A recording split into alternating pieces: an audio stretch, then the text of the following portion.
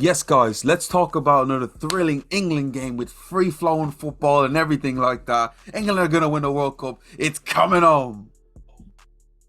Okay, yeah, England. Oh dear, I'm so mad. Yeah, guys. There is still a chance it's coming home, but after another, what? How do I describe the display? Another uninspiring display against Italy, losing 1-0. Where do England go from here? Well, it's a microcosm of it felt like in a weird way a repeat of the final, you know. And I was talking to my housemate about this briefly. Like, you know, if very rarely in a tournament setting is there the best team that as long as they don't make any mistakes, they'll win the tournament. That very rarely happens. Very rarely does a team just outclass all the other teams. And as long as they don't have to be good, because their average level is so good that they just don't have to be bad.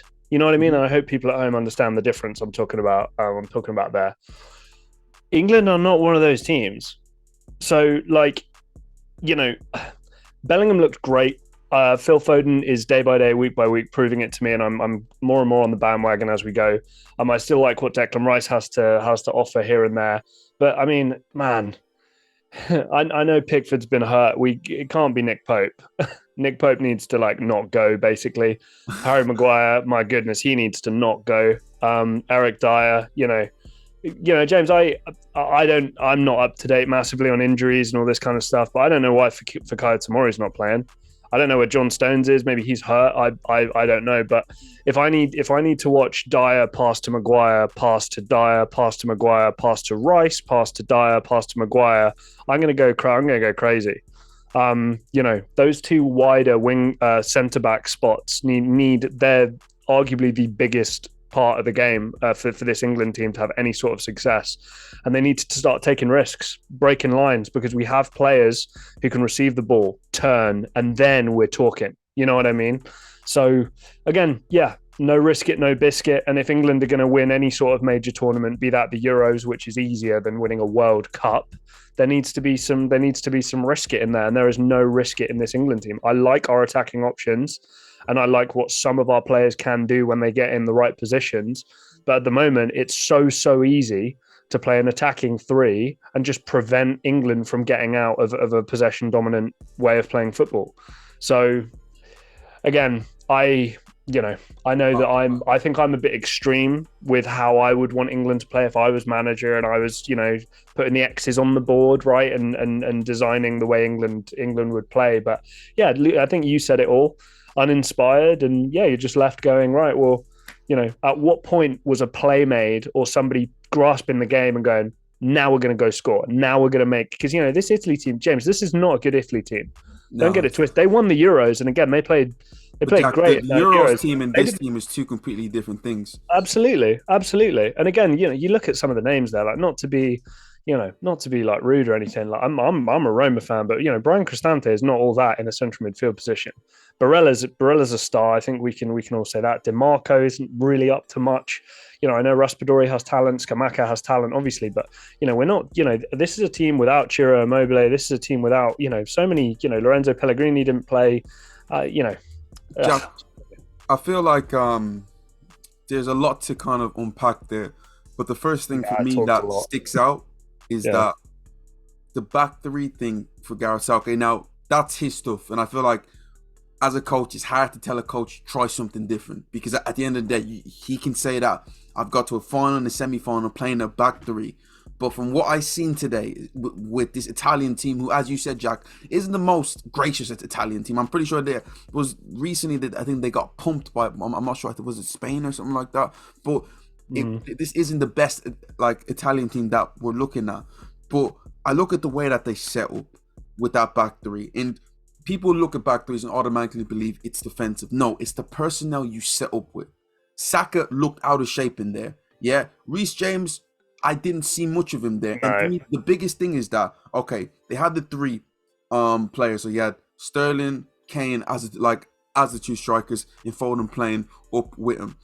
The problem is that I felt that the three were so far away from the rest of the England team that once the ball came, like once the ball was played into them, they were very isolated. Now sometimes Yeah. they could hit England, they could hit Italy on a counter attack, which they nearly did. But this was a game where Italy, I believe, weren't that concerned about dominating possession, and England sort of, for me, should have been able to take the ball like by the horn and get their forward attacking players forward a little bit.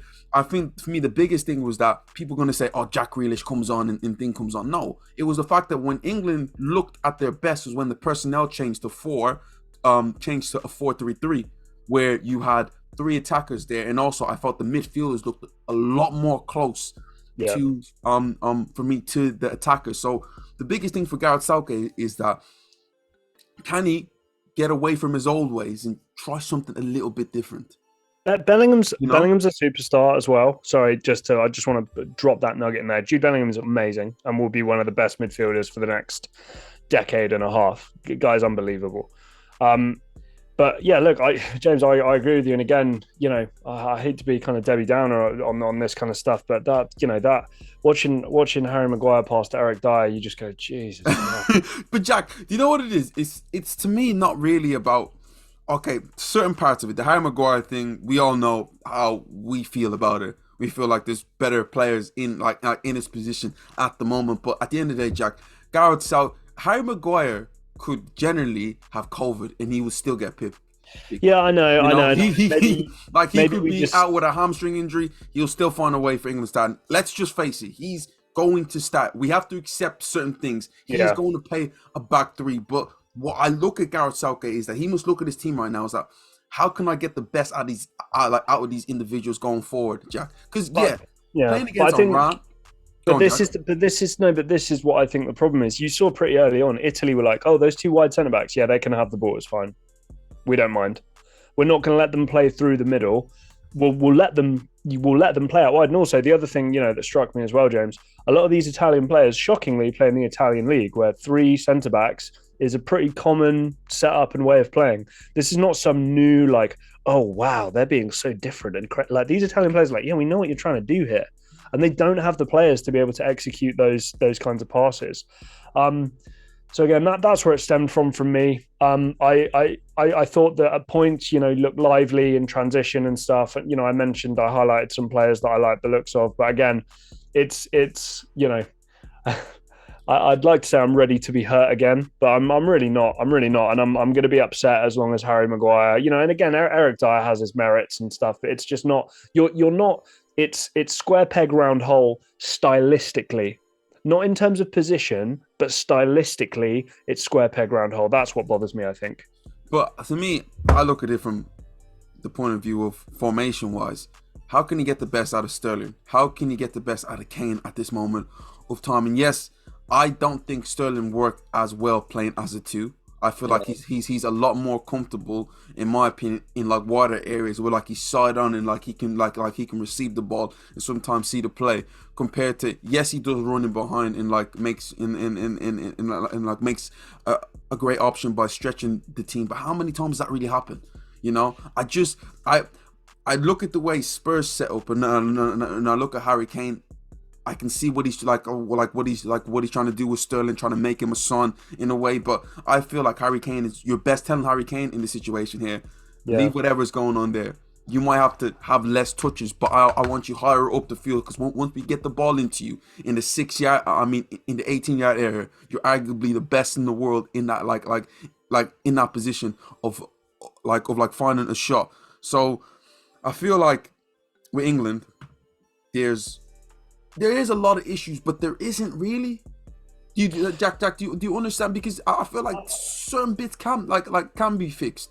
Oh, I still don't know. I still don't know about fit. I mean, you know, again, I'd like, you know, okay, if you're going to put Tomori in that team, does he play that central role, or is he going to be one of the wider spots? And then do we trust him passing the ball?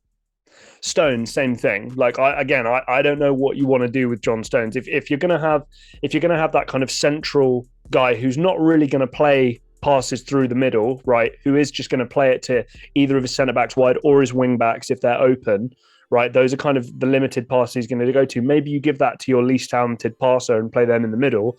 But then those other two centre-back spots, they need to be filled with people who have the confidence of seeing a 3-yard gap and being able to hit a dart right through there into the feet of Jude Bellingham, who can turn. Sterling coming deep, who can turn. That's where I'm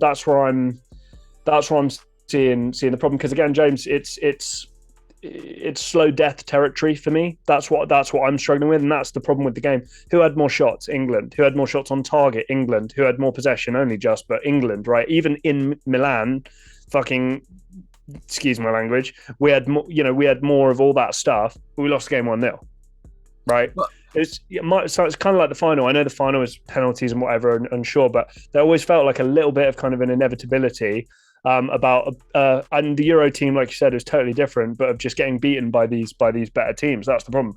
This England team, to be able to beat your Brazils, your Argentinas, right, your Frances, these kinds of teams, we're not better than they are. Therefore, we need to take calculated risks or tactically do something that's going to give us an advantage. Because in a just straight up, we're going to play football type game, we're going to lose that game. But my thing is this: I can understand the setup against certain teams when like you're trying to be cautious, but this Italy team, as you said, Jack, it isn't the most amazing team. Sometimes, to me, I feel like teams have to have two sort of ways of playing. You just can't always you always need a plan B, and I feel like England, it's just plan A, and then like if the plan A isn't working, we'll just stick with plan A. Where in my opinion, let's say you're going against certain teams where you match up well against, or let's be honest, like you slightly better than, which I do believe England are slightly better than Italy. Why set up? Why play in the same manner? And which is, to me. No, look, James, I'm with you, but again, it's part of the reason why when we did our kind of early squad pick thing that we did in our little tier list, which you guys should go check out, like. You need to make sure that there are candidates in there that can fulfill different positions or roles within positions on a football pitch. Again, Jack Grealish gets a lot of criticism, also gets a lot of lots of love. He, in a way, he's like massively underrated and massively overrated in the exact same sentence, which is kind of crazy. But he comes on, shows a bit of something, gets fouled, I think, since coming on like 6 times, right? Gets under the skin of the opposition, right? That amounts to bookings, that amounts to free kicks, that amounts to everything. Gives a bit of fire, gives a bit of passion into the team, and starts doing things that are a little different than what England were doing before. Yeah, okay, fine. It's maybe not ideal, and obviously he can get clowned for, he wins the most free kicks. Wow, that makes him a great player. Like, yeah, fine, but still, it's doing something. It's risk it, no risk it, no biscuit. And with a player like if Marcus Rashford can continue playing and wants to be a threat down a wing position, because we know a lot of the attackers for England are going to clog up that central position, and then there's a massive over-reliance on wing-back. And that's fine, because England have good wing-backs, generally speaking. If Chilwell's fit, Trent or whatever, that's fine. But yeah, again, like you say, it's plan A. And then when plan B goes up, it's like, what do we do? And it's like, well, you guys should be prepared for this. You're an international football team with loads of infrastructure, money, and, you name it. So, to be honest, like, it seems like we quite drained from like watching England, but England fans, let me know, are you drained from another? I don't even think I've been fun to listen to in this video. I've just like you say, you just kind of get kind of the life sucked from you a little bit. There's no, sorry if I've not been particularly entertaining. I'm just trying to give you what I thought about the game. Same here. The game was a game. Wasn't, to me, something that you're talking about with many great highlights and great individual play. Nice hit from Raspadori, though. Let's say as well. Credit where credit's due. Nice goal. Phenomenal take and just phenomenal finish too. But England fans, is it coming home? Let us know. Comment down below. This is Box to Box Football. Like, share, and subscribe, and we will see you next time.